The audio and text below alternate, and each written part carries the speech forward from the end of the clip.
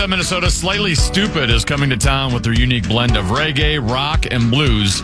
Don't miss out on this epic night when they take the stage at the Ledge Amphitheater on August 6th. Tickets are on sale now. Get the full details at KFAN.com. Keyword calendar.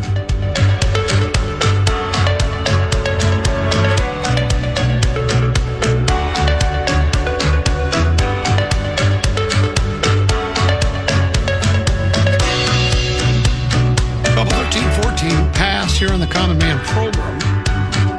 I'm Common. He's Tennessee. The legendary Mark Rosen joins us now. And that was magical last night, wasn't it? I was watching, we were watching The Voice on... What? Yeah, Karen loves that show. Huh? And... don't you have 2 TVs? How could you... We got 3 TVs. Well... Or 4. I don't know. Well, then... Well, because I was checking the score, and they were down early. And so you gave up on him? No, I didn't. Well, I would give up on him. I mean, I was watching The Voice. I wanted to spend some time with Karen. She's had a stressful week, and lots going on. What stressful? Well, it's just a lot of stuff happening, as you know. I can't. Are we talking free agent contracts? I don't. Oh. She doesn't tell me any of this stuff. Just asking. Yeah, just waiting for you to slip No, they up can't. They can't talk free agent contracts yet because the league. The league year hasn't opened yet. Wink, wink. Well, anyway,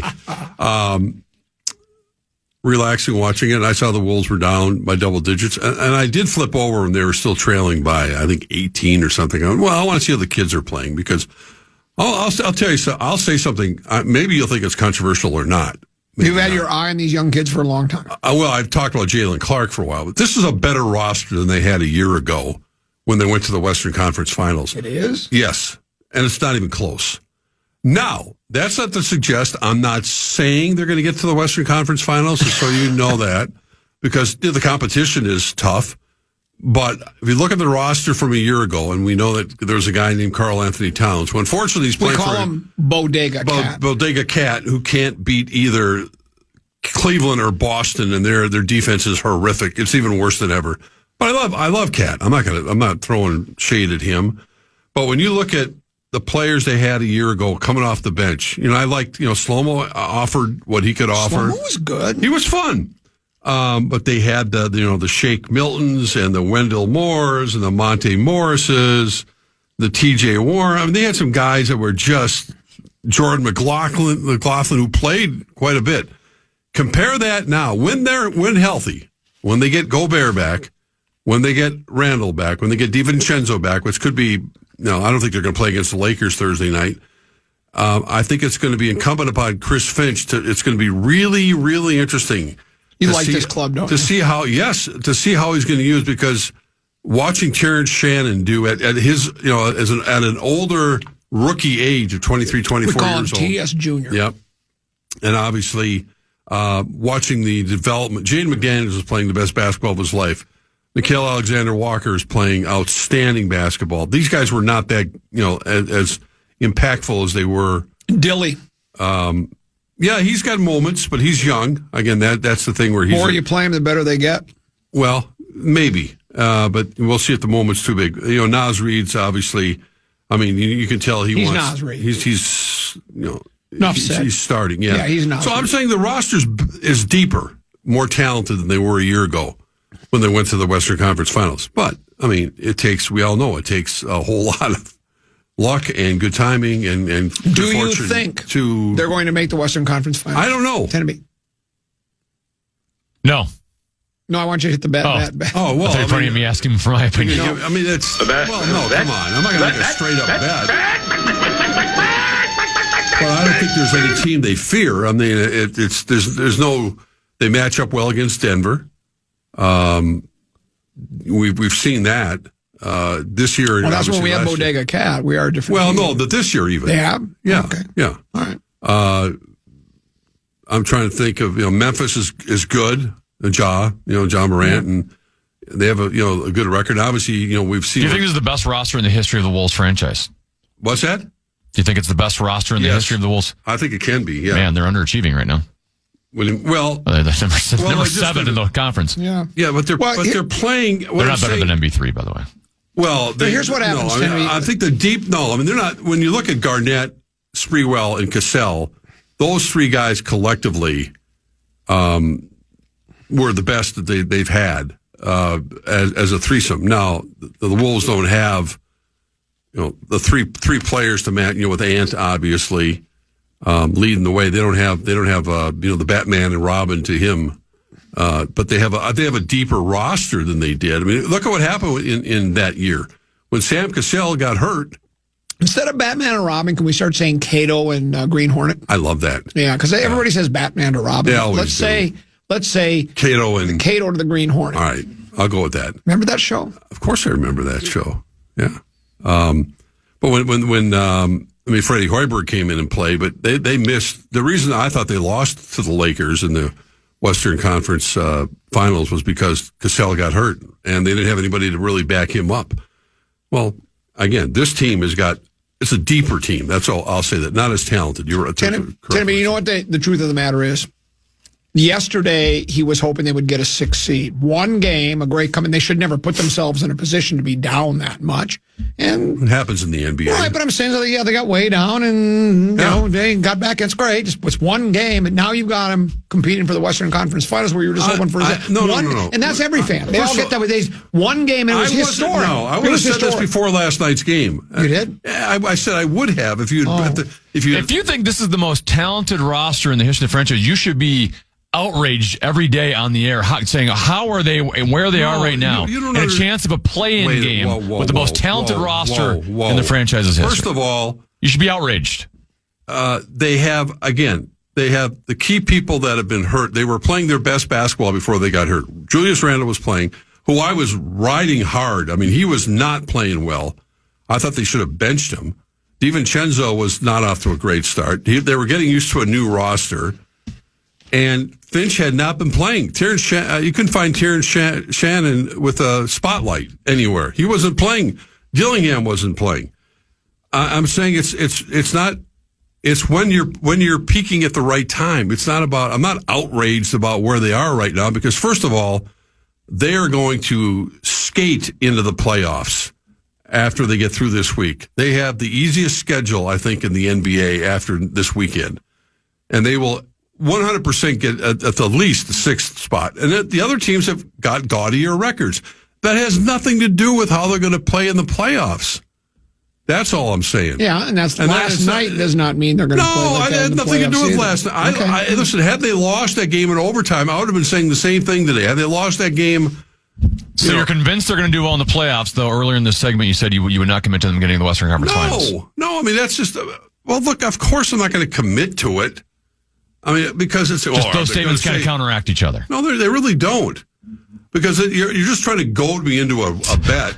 That's all you're trying to do. And you're not going to give me the odds because you're going to have to go through Denver or they have the Memphis, best roster they've ever had. It doesn't matter. You shouldn't get any odds. You should be giving me odds. The way you're talking and the way this town is reacting. Johnny Krasinski called it. He basically said it was magic. He basically said Mandrake was out there playing. Well, it was highly unusual in the NBA. It's almost to have a team like Oklahoma City, and I think they're again they didn't have our guy in there last night. Chet Holmgren was resting last night, so the two big men, Gobert and Holmgren, were not playing. All right, and they also Hartenstein. I think that's the way you have to say his name. Not Hartenstein. Hartenstein. I say it Hartenstein. Yeah, he was not. He got hurt or something, too. So, I mean, yeah, but that, again, you have to take all those things into consideration, but it doesn't take anything away from coming back the way they did, especially that late in the game. But I'm not talking about that.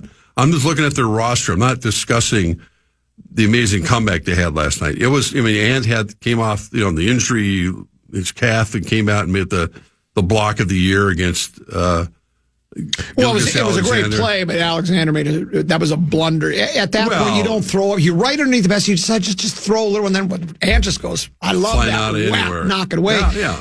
Alexander's got to get up off his feet, and he's got to stuff that, slam dunk that. I don't know what he was thinking. I don't know what he was thinking. He probably thought it was a little cocky. Maybe thought he could just drive the lane. Well, you can't think that, man. I said that was a great play by Ant, but it was an awful decision by Shea. Just a terrible. Well, yeah, and they're done with them for now, and they have other challenges ahead of them. But I'm just saying, from a deep roster standpoint, getting back to my point, it's going to be really interesting to see how Finch uses now, because Nas wants to get his minutes, and he deserves them.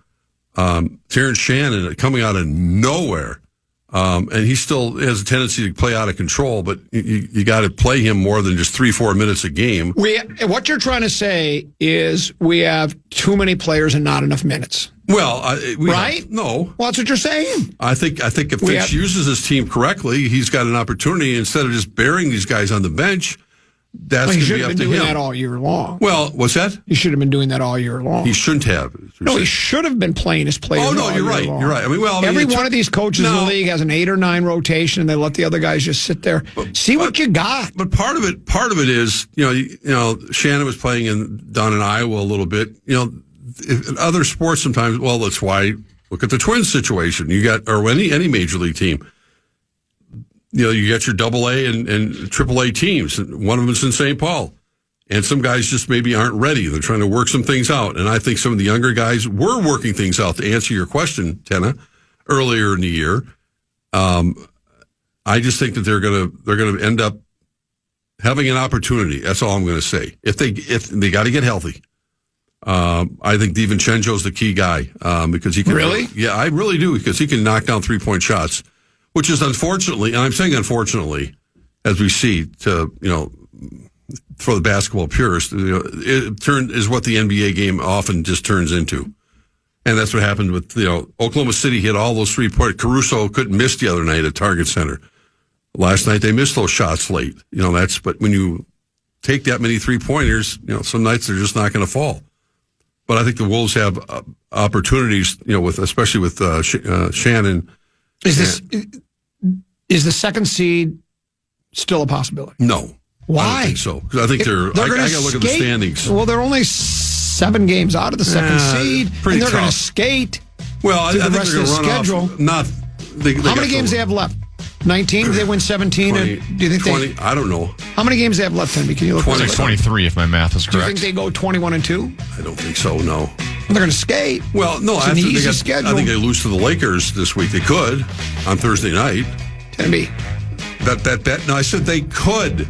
The Lakers got their big match tonight against Dallas. Although it doesn't really matter. Yeah, I could make the PGA Tour, too. Your street clothes isn't going to be... What's that? I could make the PGA Tour. I could. What are you saying? I'm trying to keep up with your logic. That's very challenging to do, isn't it? Oh, it is. No, I'm not thinking they're going to go 19-2. All I've said was this is a better roster than they had a year ago. All right. That's all I said, because it takes a matter of timing and everything else, and I'm kind of putting the onus on Finch to see how he's going to use these guys. Someone's asking. It says, is Rosen calling for Finch to be fired? Not at all. Okay. No, calling him to be fired. No, I'm calling him to be. He's going to be tested. Fans will be putting his feet to the fire, because it's like, well, don't put these guys on the bench. With a roster... to say nothing of Jalen Clark, who started last night again. With a roster this deep, if they don't get to the Western Conference Finals, is Finch in trouble? No. Okay. I'll be disappointed, but Jalen Clark's turning into be quite a find. You had your eye on it from the very beginning. I know you saw it before the rest of us did. I did. Matter of fact, I heard that not only did you watch him at UCLA, but you were watching his in-house third grade basketball. You saw him playing back then. We'll break. We'll come back. We got more to get to with the legendary Mark Rosen. We'll do that next here on The Fan. Man.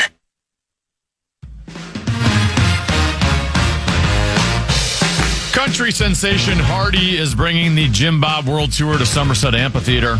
Catch him when he takes the stage August 16th with special guests Co Wetzel, Stephen Wilson Jr., and Sicarus.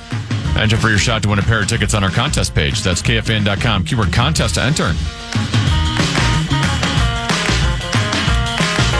We take phone calls. 1-800-320-5326. Don't bother. We don't answer.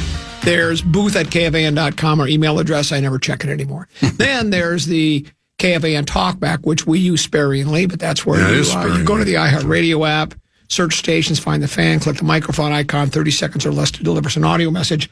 And then there's the ever popular, what is it when you crutch that you lean on something? The Bradshaw and Brian KFAN text line at 64686.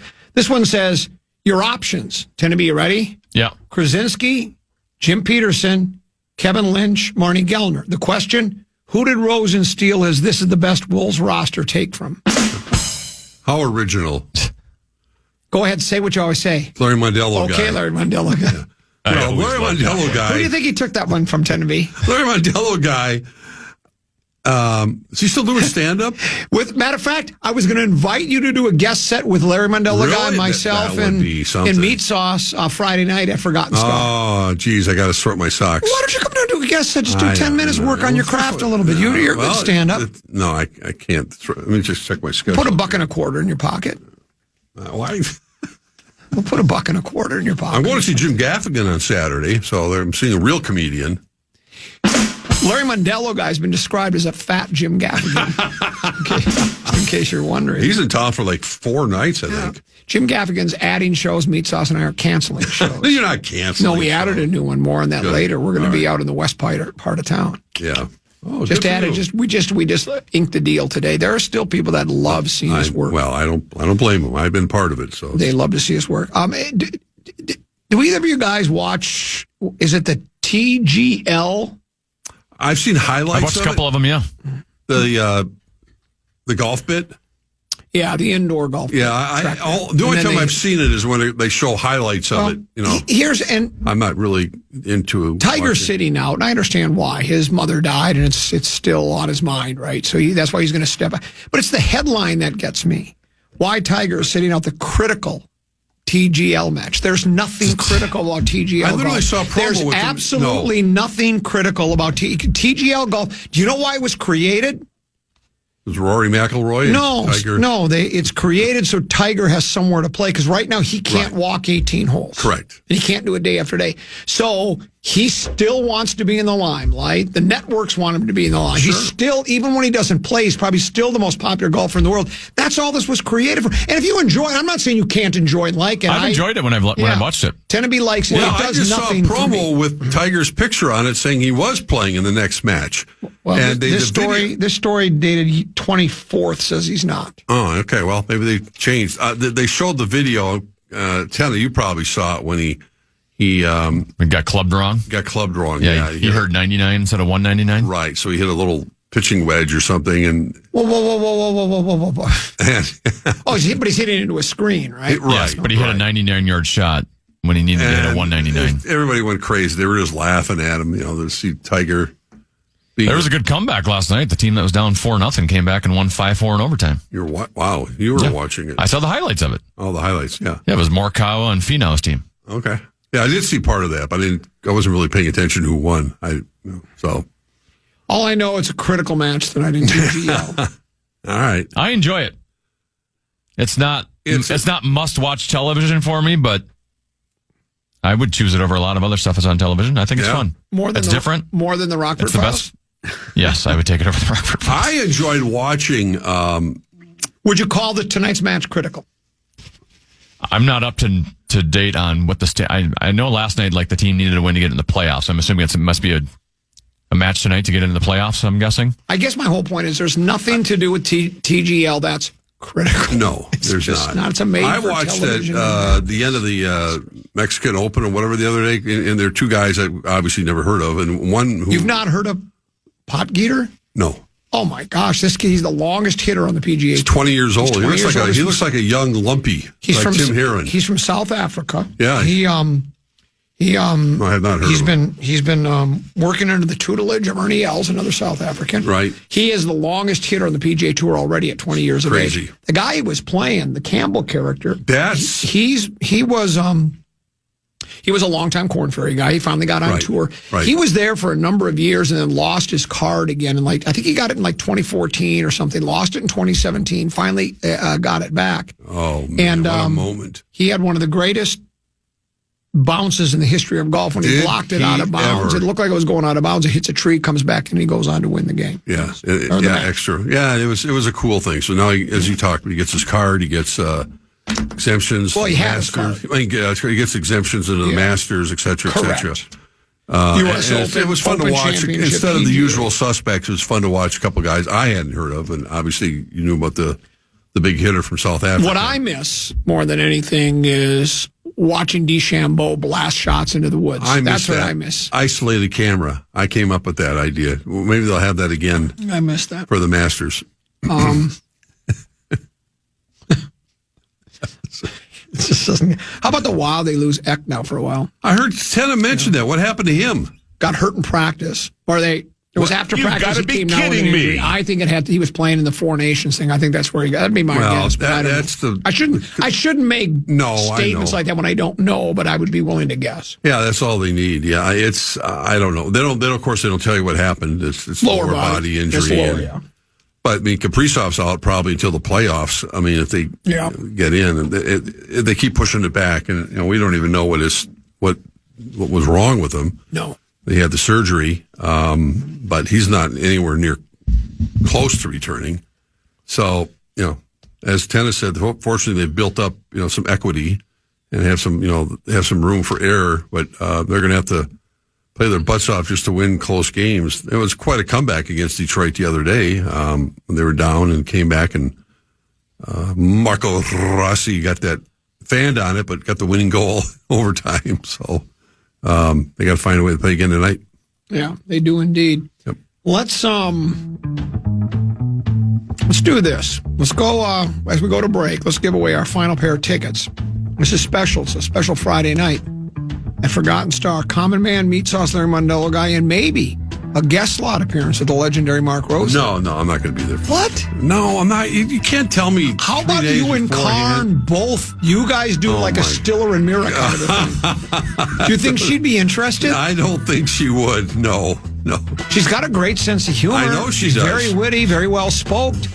I think the two of you should do a little, and then that could follow that up with Frankie V and Amelia.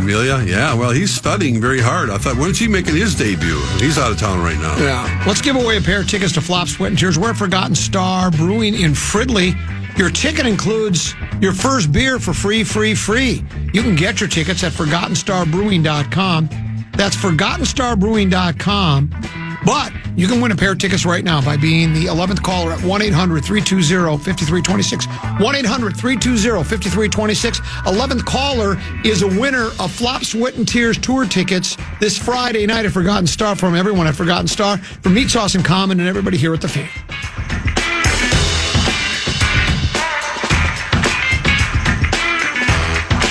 You're listening to the Fan.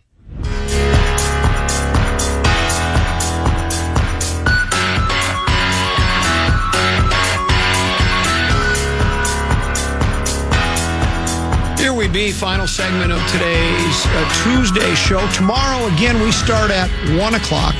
Noon to 1 will be the Ben Johnson Show. Head coach of the Minnesota Golden Gopher men's basketball team will be on for an hour with Grim and JG. Rosen will join us at 2 o'clock.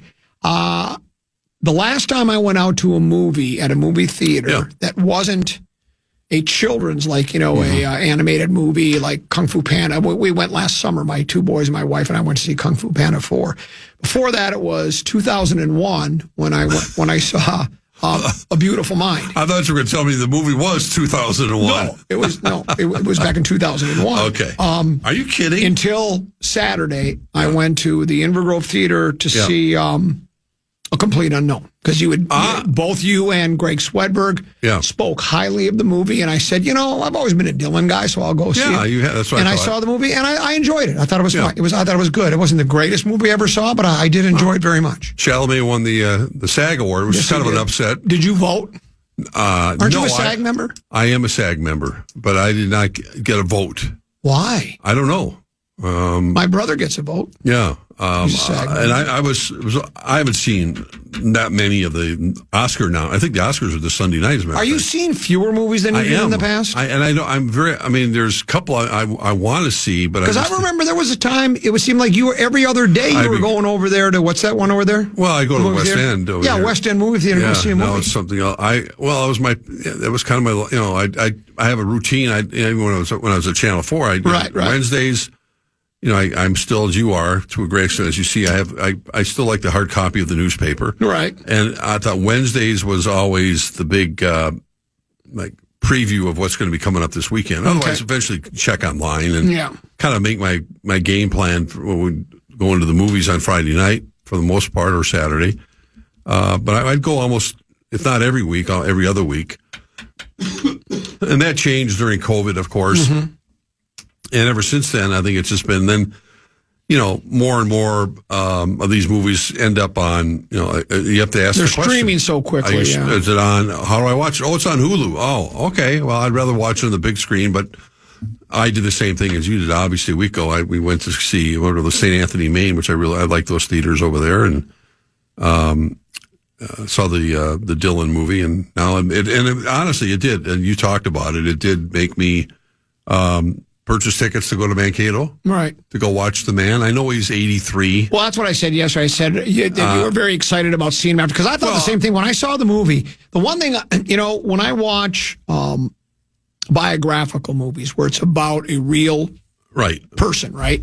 Oftentimes, even though I can let my imagination go, but when I'm watching, I'm not all sold in on who they are because I don't.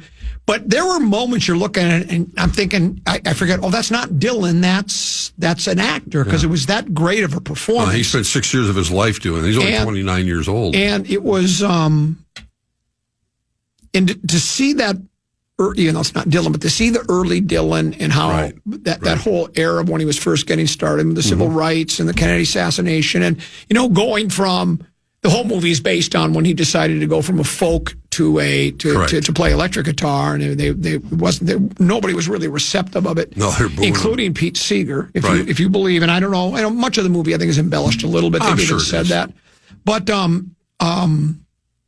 what I did say. I said, you see it and you feel like you want to go see Bob Dylan, but I also think to myself, I'd love to see that young Bob Dylan because at 83, if you think he mumbled back then, he mumbles a lot now. I've seen him twice. I saw him at the Minnesota State Fair. That. And then I also saw him out with Paul Simon out at the racetrack. And I wish I'm so bad on time frames. I can never remember what it was. It seems like that was like 2012, 2013-ish. Maybe it was a little earlier than that. It was really good. Yeah, it was. I just read that Paul Simon's going back on tour. Yeah, he is. So he's got to be about the same age, isn't he? Yeah, he's. Well, I think he stopped for a while because his hearing got so bad. Like in one ear, I don't think he can. He's lost his hearing. So he has trouble playing music the way he wants to play it because of that. I thought I talked about this with you, and maybe it was just with Tennessee or someone else. Maybe I didn't even do it on air. I think I finally figured out why people like you hang around. Why people hang around to what they do. Because if you're Paul McCartney or Mick Jagger or Bob Dylan, and you say I'm done, then you're in your 80s and you're thinking, I probably don't have many years left. And what am I going to do? Am I going to sit here and wait to die? Am I going to watch? Am I going to go play bingo and take a nap? So it's like, well, this is what I've always done. I still enjoy it, so I'm not going to give it up because then, like I say, you just like my dad. When he finally got too old to be able to run a business anymore, and they sold it. He got very, I don't want to say depressed, but he was very unhappy. He would tell me when he was 80, and he died at 92 about 4 or 5 years ago. And he said, I wish I were 50 again starting a business. That's what he wanted to do. He didn't want to just sit in the chair and do a crossword puzzle and look at the TV. And so I think that's why these guys keep touring and playing because they don't want to just curl up into the fetal position. Well, I think there's, I don't know if it's listening to hear you talk about your dad that way because, my dad was, World War II vet and he worked for Paramount Pictures for, 40 plus years, whatever, but he lived a very sedentary lifestyle. And I saw it, firsthand, and I saw his health just kind of slowly diminish. Nothing specific, just one thing after another.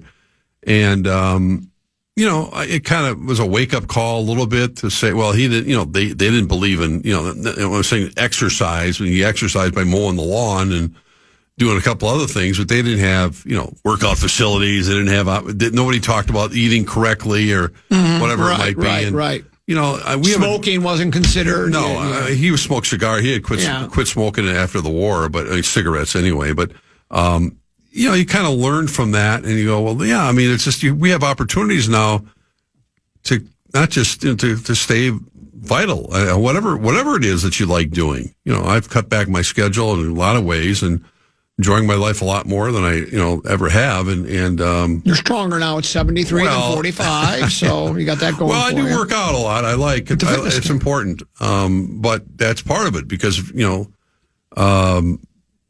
that over the doc this morning and make an appointment. So I mean, you got to Sheldon.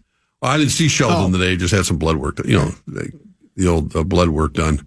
But as a precursor to see Sheldon. Right. But yeah, I mean, I'm just saying that you have to figure out what works for yourself. I mean, but I like to see artists like Dylan because I figure it's a once in a lifetime. I saw, Tony Well, as much as he works, it's really not a once in a lifetime. He never stops touring. He's like Willie Nelson. I don't think they ever stop touring. But he picks some different venues though too. He's not. You saw him at the State Fair, and you saw him at Canterbury, and he's not playing Target Center. He's not playing XL. He's not playing a stadium. He's playing at Mankato. Correct. So that's pretty cool. I mean, however many people that seats, I'm not sure. It's not where we did a comedy show, the Cato Ballroom. It's at Mankato, I think, Civic Center, whatever it is. So, yeah. But me and Lawyer Lambert will trudge on down there and think about it. Take it in. So Karn's not going to go. Karn's going to be gone. Oh. She's visiting her niece out of the country, so that weekend I'll be available, as they say. So I called my buddy, and I figured I knew it was right in his wheelhouse, and so we're going to go. So my wife and I actually watched a movie on Netflix, I think, which was another, I wouldn't say recent movie, but more recent than I've watched. Did you ever see Nomadland? Nomadland. It won the Oscar for Best Picture. I know. Back in 2014 or something. I've not seen it. Help refresh my memory. Is that the one with McDormand, the gal that did Fargo? Oh, Frances McDormand. Yeah. You know what? I saw. Again, terrible to say this. I've seen excerpts. I've seen it on TV a little bit, but I've never watched the whole movie. So the reason I bring it up is, just by coincidence, it was that movie about 2 or 3 weeks ago. We watched on a Saturday night. And then the Dylan movie. And what I liked about both of them, it was very much like Beautiful Mind as well. Beautiful Mind had nothing but one quick gunplay scene. There was no violence or gratuitous sexual situations in Nomadland, and nor were there in Dylan, in A Complete Unknown. And I just find that kind of refreshing because it seems like most movies nowadays, they have to have a lot of gunplay, a lot of explosions, a lot of love scenes that are more than just love scenes that are really over the top. I'm not saying that can't be entertaining, you can't do it, but it's to me it seems like it's would be more difficult to put together a movie like the Dylan movie or Nomadland when you don't have any of that at all. Well, especially the writing and acting has to be strong. His relationship with Joan Baez, right, and they showed him that they woke up together in bed, but that's all they showed. Yeah, that's all you need. Yeah, right, exactly. And you realize there's a conflict there with and the way he handled it and everything else. That's all. You're right. And it is kind of refreshing to see movies like that. Simon and Dylan were at Canterbury. Somebody says July 2nd, 1999. Wow. So I knew it was quite some time ago. Yeah. 1999. So I saw, I think, who talks about this story? When Simon and Garfunkel... I saw them at the Parade.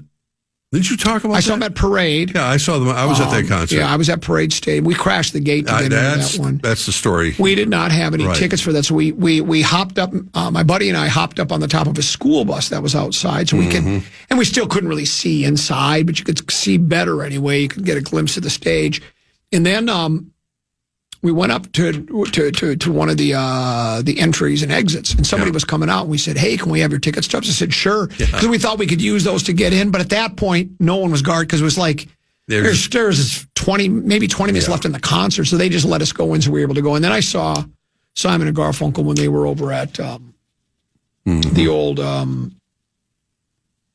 Must have been the X. I don't think it was Civic Center. It was the old X. I went there to the X, and they were with the Everly Brothers. Oh, wow. Which was cool as heck, because that was, the Simon and Garfunkel, that was sort of their idols, were the Everly Brothers. Very similar, obviously. Right. And so, and I've talked about this before, I love what they did was, they have too much respect for the Everly Brothers to have them their openers. So what they did is Simon and Garfunkel did hour, or so. And they brought Everly Brothers up. and let them do their thing for half hour, 40 minutes. Yeah. Then they did a couple of songs with the Everly Brothers, and then Simon and Garfunkel continued with the show. But yeah, it was really good. So I've seen them work. I also saw when he did the Graceland tour, but that was so long. You know, when Graceland's probably that's his. What do they call that? His opus marin, his big, whatever it's called. His most probably his considered his best piece of work ever. Mm-hmm. And I don't remember it. It was so long ago. I mean, this was again back in '90s, mid '90s. But I did see it. I remember being there for it. And if so. Well, it's great to talk about that stuff. We've both seen some great artists. I saw Duke Ellington's last performance ever. You saw Duke Ellington? At the Guthrie. He postponed it, and he came back, the original Guthrie Theater. And I think it may have been his last performance before he passed away. He had postponed it because he wasn't feeling well, and he came back, and I went, oh, my God, I can't believe I'm seeing Duke Ellington. Yeah. Yeah, I never. That was pretty cool. Not pretty cool. It was astonishing, actually. Back to sports. They're experimenting with robo-ump during exhibition. They will not, regardless how much the players like it, it won't be in play during this regular season. No. They could vote it in for 2026. The players seem to enjoy it. They're having fun with it. They're hooting and hollering because they know it's just exhibition games. They don't count. So they're actually seem like they're more interested in making challenges and see how if they win the challenge or lose it. I would certainly not be opposed. I know there are those, the debate all the time. There's some people think there's too much instant replay, that we rely too much on technology with replay and such like that. And, the camera, watching the footwork of the wide receiver. Did he get both feet in? Do you see a little bit of white there yet or whatever? And I know it can be a bit frustrating when games slow down, like in the NBA. All of a sudden they'll challenge something, and it can take sometimes 2, 3, 4 minutes before they figure it out. I still, though, and I don't know if I'm in the minority, the majority, or if it's kind of 50-50. Yeah, I don't want every play reviewed, but I don't mind it, and I think I'd be all for robo-ump. I think I would. The glimpses I've seen of it, I like it because I think you just said the reason why. It's not going to be this, umpires, as we see now when there's a review, a manager gives a signal, Baldelli, or gives a signal to the umpires, I want that tag at second base reviewed, and then they go look at they put the headsets on and somebody tells them if it's safe out, whatever. Yeah, it's a little bit of an interruption, but I think this would be even quicker. Yeah, and I think with all the controversy about different umpires and different strike zones, we've had that discussion many a time. It's probably time that you can make that happen without they've already tried to speed the game up. They have the shot clock out there in center field, and that's helped. I think anything they can do to make the game a little breezier. I'm still not crazy about that. They still put the runner on second base in 10th inning. Yeah, I'm not crazy about that. But the Ishbia brothers are out. So it should be whatever. They've decided they're going to pursue buying the Chicago White Sox rather than the Twins. Your thoughts? Well, they've already had I think they had a minority interest in the White Sox. Yes, correct. So you know how these things go, and they're just toys for these people, and I think there are enough potential suitors even in town here that it may delay it a little bit, but I don't see it it's not a deal like, these guys are nothing. No, I think they'll continue on in negotiations, whatever's going on behind the scenes, and hopefully it's not going to be a distraction. I mean, they still have to, they got the players signed for this year. Oh, the Twins beat the Yankees 5-4. Oh, does that count? Yeah. Oh, it doesn't. Well, count. I don't think I just think that it's the distraction thing. None of the players. No, care. They don't care. They're not going to be around anyway. No, they're just playing baseball. So right. They're doing. Sign their contracts. There's plenty of people out there that could afford to buy the team, and somebody will. And again, I think I don't know if it matters if it's local or not. I think people feel more comfortable when it is, though. You just kind of feel like, hey, a local guy's got ties here. Right. He really would rather, because, everybody's always afraid of, and while it's highly unlikely Major League Baseball would ever approve the Twins moving because it's a larger market, and for the most part, I think we've supported the team fairly well. There's always that fear by the locals that the guy will just pull up the roots and take the team somewhere else. We've seen it happen here before with the Lakers. We've seen it happen. The Wolves almost left. The North Stars went to Dallas. So it's not like it's unprecedented. So I think people would prefer local, though as we just said, I don't think it needs to. Yeah, I don't think. I mean, you look no further than what just happened with Lori and A-Rod, and obviously not local, and they're not going anywhere, and the league's not going to allow them to go anywhere. They're going to try to get an arena built once this whole thing is approved by the Board of Governors, which still has to take place. But I think that idea has changed. The Wilt family obviously has owned the Vikings for quite a while now, and we know how much money they've poured into TCO Performance Center. TCO and stadium, everything. So they're obviously 20 years into it. So there's no fear of that happening. So I don't think it would be any different with the Twins with the lease that they have at Target Field, and the way no one's going to be calling for a new ballpark. There might constantly be improvements, which is going to happen. The XL is still looking for more improvements, and Target Center obviously is going to have its shelf life at some point. But in the meantime, no, I don't think it matters who's owning it, local or not. Do you think it would be local? Because I know you'd heard rumors that there were. Yeah, there are people. I hear. It doesn't do me any good to mention names because I don't think there's any legitimacy to knowing exactly where they stand on it. You just hear the usual suspects. So I think someone pointed it out. There are a lot of billionaires out there now. Used to be just a couple. There are a lot of people with a lot of money. Michelle Bachmann said we're running out of rich people in this country. She said that a number of years ago, which is one of my favorite preposterous statements. That's pretty funny. No, there are plenty of people that, and there are those that they obviously they got a lot of disposable income, and so owning a sports team is kind of fun. Well, it's pretty hard to lose money on the deal these days. With you look at the value of these sports teams and what's going on and how you brand your product, and we know that the Twins in particular, like a lot of other teams, have had problems with the TV revenue and finding a partner, and not having an equality with like they do in the NFL and other sports. You're not gonna be able to play fair. I mean, the Twins, I've been playing the Yankees today. Well, you look at the Yankees payroll, you look at the TV contracts that they have compared to it really does feel like flyover land. But you still have to compete, and that's what you have to do. You can't. Well, that's why, and we've debated this back and forth. And in a perfect world, you probably would have a salary cap, and you would have a salary floor. But I thought I saw, and I'll look it up and see where I saw it. I don't think I saved it.